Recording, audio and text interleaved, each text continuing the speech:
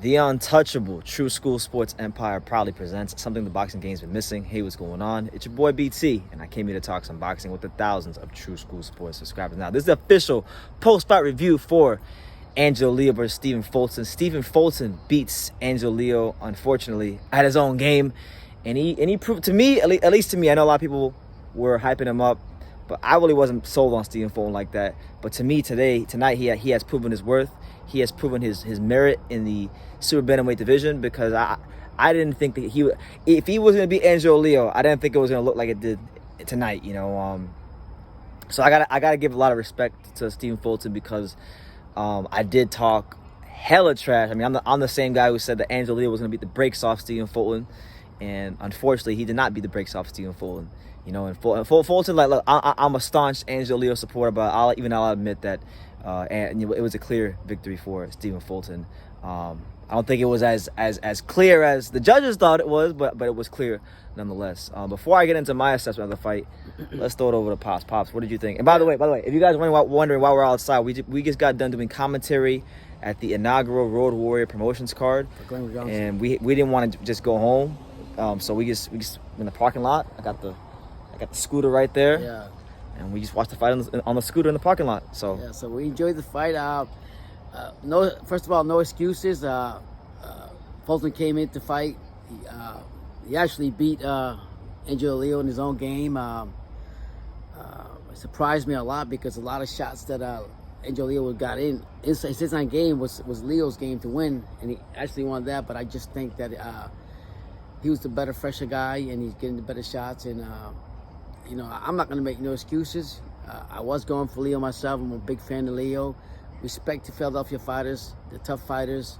We know that already, so I got to give my respect to Fulton, even though I wanted Angelo Leo, and realize that Fulton was serious. He made adjustments prior to this fight. It's been a year. I guess he was tired of hearing different things, and he changed his game plan before the fight, during the fight. He was supposed to come in and box, and he ended up brawling with Angelo Leo, and it showed, and it paid off. And congratulations to the new world champ. And shout out to him. That being said, Angelo Leo, hold your head up high. You still represented Albuquerque the best way you could. You were a champion, and now you just got to get back in the gym and grind. But again, congratulations to cool boy Fulton. Yeah, I want to give a big shout out to Fulton. He's Philadelphia's only world champion, and that's no small accomplishment, because Philadelphia, as we know, when it comes to this boxing shit, is a fighting city. It's one of the best cities for fighting in the whole sport. So to be the only current champion from the city is no small accomplishment. So I'm not just because I'm very disappointed with the result doesn't mean I'm gonna discredit Fulton or rain on this parade, because I do think he fought well. He weathered a really good storm early on, because Angelo started out the fight, in my opinion, very, very well.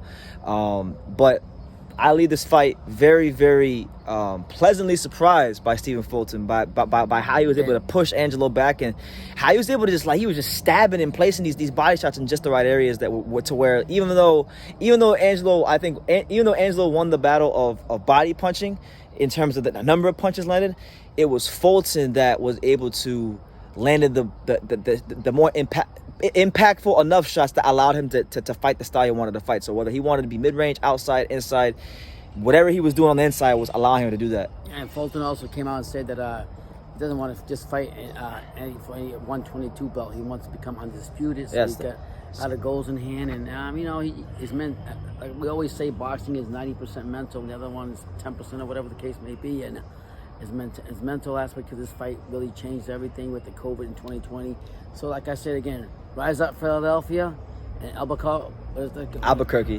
Hold your head up high also. Absolutely, man. So yeah, Fulton, we want to see him in these unification fights. I think he's earned it. Definitely. There was a lot of talk about all these undefeated fighters he's beaten. And truthfully, I didn't really give a fuck about any of those undefeated fighters he beat, because Isaac Avilar, some guy that just fought domestic level Mexican fighters, who's Isaac Avilar? I wasn't really too expressed with, even though he looked good in the Isaac Avilar fight. Isaac Avilar was, whatever. But Angelo Leo? Yeah. Angelo Leo is a damn good fighter, and a lot of 122 pounders that would have fought that version of Angelo Leo tonight would have lost. And it just goes to show you the kind of Stephen Fulton that showed up tonight, and long may it continue. I've seen a lot of his fights. I mean, we had a lot of time to spend time watching tape on Fulton, and there was nothing in any of the tape that showed me any indication that tonight he was going to fight how he fought. So this is why we love boxing, even though I'm on the wrong side of my prediction and whatnot. This is why we love boxing, because even if you take all the time in the world to study tape and learn tendencies and all that stuff, on the night of the fight, the fighter can always show something different. So that's another example of that from Fulton. And to Fulton also, he actually came to this fight with a mental state of mind of that this is going to be a staple fight that was going to change and make believers of even myself, hopefully BT, from what we're seeing today, and the proof is in the pudding, and he did that today. So this is a staple fight to show him that, hey, I ain't no joke. I beat the champion. I got the belt. I did it in his own game. Respect to Fulton, Philadelphia. We talk like a lot of times when we do these post-fight reviews and we have controversial fights. We say, oh, he didn't take the belt from the champion, but this is one of those cases where he did take the belt from the champion. I will get it. I'm not gonna listen. This is not an excuse. Fulton gets all the credit in the world. He boxed a great fight, but there are some things I do want to highlight before we end this video. Some things I do want to highlight.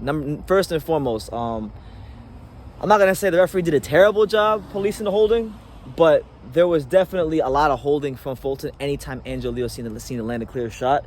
And I'm just saying, like, he got away with it tonight, but I'm just saying, Fulton, if you fight another body puncher and you get a more strict ref, you might be in trouble, because he was able to kind of control the fight by clinching. Because anytime Angelo would dig down and land a shot, he was able to do that. But throw it right. So that's number one. And number two, I was very pissed off with the Showtime commentary, because Fulton was definitely doing great work. He did amazing work. I mean, from round 5 on, he dominated the fight. But anytime Angelo seemed to like there was one instance in particular early in the fight where literally Stephen Fulton threw 3 punches, Angelo Leo freaking made them all miss, and they didn't say anything with it. Stephen Fulton lands a grazing jab, and they creamed their pants. So it's like, I'm just sick of this biased commentary in boxing. I knew it was going to happen. I knew that Angelo Leo had to go in there and fight a virtuoso type performance to really get the credit of the commentators and the perception of the people, but he didn't fight that kind of fight, and that's ultimately on his shoulders. The boxing ring is a chamber of truth, and the truth has been revealed tonight. Stephen Fulton was a better man on January 23rd, 2021, and that's the reality that we have to live with. Now, is it all over for Angelo Leo? Absolutely not. Angelo Leo can come back. He can bounce back. He's still one of the best 122 pounders out there. He just got to tighten some things up, and we've seen it a lot of times in boxing. I know a lot of people in boxing are going to shit on him, because we live in a knee-jerk society where if a fighter loses, you guys can't give them room to grow and become better fighters or better people. You got to just put them in a box and throw them out in the trash. So you wonder why fighters don't want to take fights and why there's ducking, but I'm not going to discredit Angelo Leo. I think he's still one of the best 122 pounders out there. I think, this could be if he's the kind of person I think has a great mentality for the sport. He trains really hard.